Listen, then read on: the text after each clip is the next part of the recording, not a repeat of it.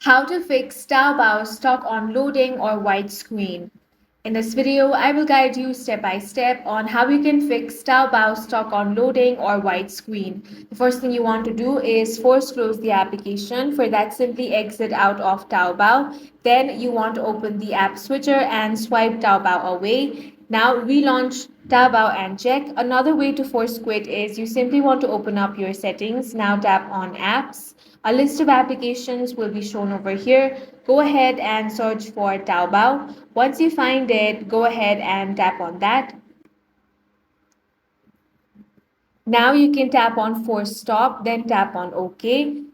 Now go ahead and launch Open Taobao and check if your problem is fixed. If it is still not fixed, then you want to tap on storage, then tap on clear cache.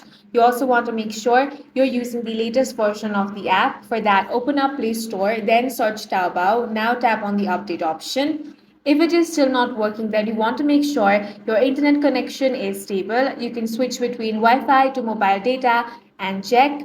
If you're using VPN, you want to turn it off, then open Taobao and your problem will be fixed. If you found this video useful, make sure to hit the like button and subscribe for more videos like this.